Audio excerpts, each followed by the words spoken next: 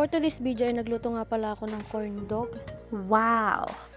Dahil wala na akong ibang maisip dahil puro na lang itlog ang aming binre-breakfast kaya ito na lang yung naisip kong lutuin.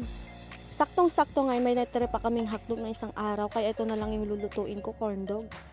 At sakto nga rin may panggawa kami ng pancake dito kaya ito na lang yung aking naisip na gawin.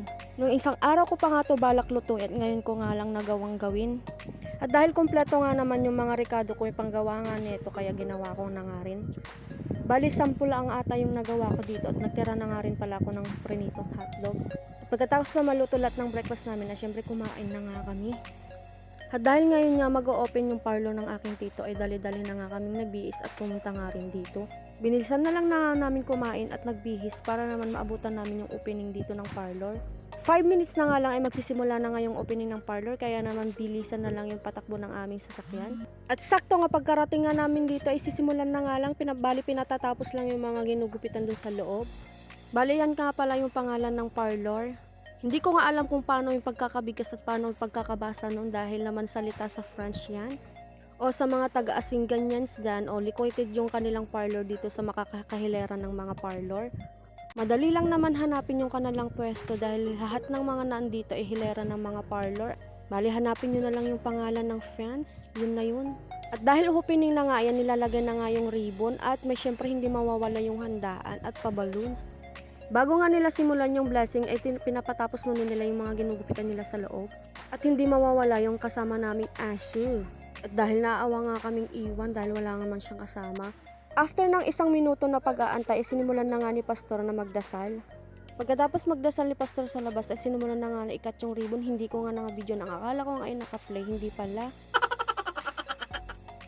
Habang nagbibideo kasi ako dyan, ay hawak ko yung isang cellphone ng aking tito at nagla-live siya. Kaya naman for the videographer ang person.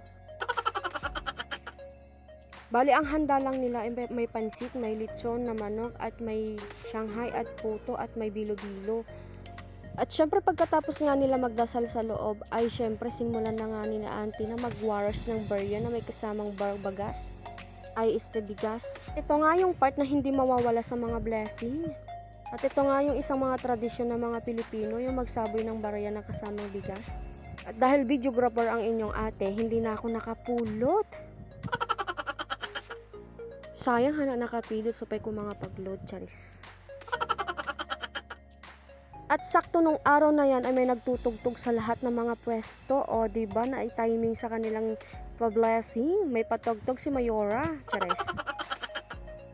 At pagkatapos nilang magsaboy ng barya at ng bigas ay nagpakain na nga rin sila sa mga bisita. Sobrang dami nga ng mga bisita ay hindi na nga rin kami nakakain. At buti na nga lang ay kakatatapos lang namin kumain kaya hindi kami nagutom ng mga oras na ito. At habang tumutugtog nga sila kuya ay may sumasayaw din. O diba? Birthday mo auntie, chares. Ang sabi ko nga aga nila kuya mga rolling. Sobrang aga nyo naman mga rolling kuya, hindi pa nga Burmans. At pagkatapos nga ng kainan at naglinis na nga sila dito sa loob ay pinaggupitan ko na nga rin yung 2 kong anakis. Pinabawasan ko nga lang ng konti yung kanilang buhok dahil malapit na nga ang school ay hindi naman pwedeng mahabang kanilang buhok. O siya, salamat sa Panginoon. Bye!